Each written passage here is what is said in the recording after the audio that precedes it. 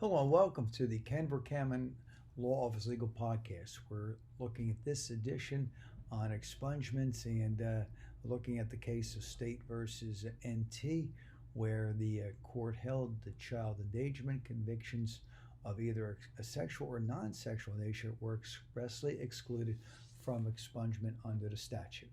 So in this particular case, um, um, prior to her conviction, defendant's children had been removed from her care and returned to her father's custody. However, defendant was granted weekly supervised supervision. The defendant was charged with endangering the welfare of a child following an incident which defendant became intoxicated while on a supervised visit to the beach with one of her children. So here, defendant was drunk, went into the water, but was unable to swim and was unable to um, get back and was rescued by another beachgoer.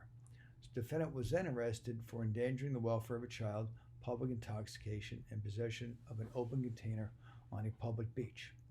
The defendant here pled guilty to an amended third-degree endangering charge, admitting that her act of becoming intoxicated and going into the water while incapacitated resulted in emotional and mental harm to her child who witnessed the incident. The defendant here was admitted into the drug court program and successfully completed and was discharged.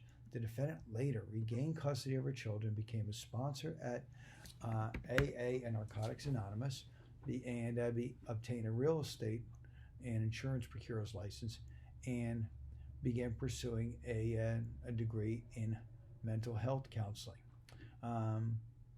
However, due to her conviction, it prevented her from being able to secure employment with the title insurance company or real estate firm.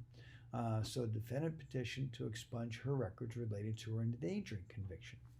Now, typically, individuals who successfully complete drug court and discharge are normally eligible for expungement of the record, but the trial court denied defendant's petition, finding the expungement statute specifically and expressly precluded granting the expungement of an endangering conviction.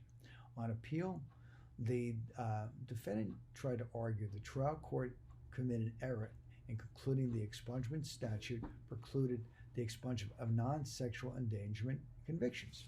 However, the appellate court expressly rejected defendant's argument and affirmed the order of the trial court. The appellate court noted that the legislature had expressly amended the expungement statute to preclude expungement not only of sexual endangerment offenses but also non-sexual endangerment offenses. Thus, the appellate court ruled the defendant's conviction for endangerment of the welfare of the child was ineligible for expungement, and that's State versus NT. For other information on expungement, criminal cases, visit website njlaws.com or benotguilty.com. That's benotguilty.com. And for representation, contact Ken Vercammen's office in criminal and expungement matters at 732-572-0500.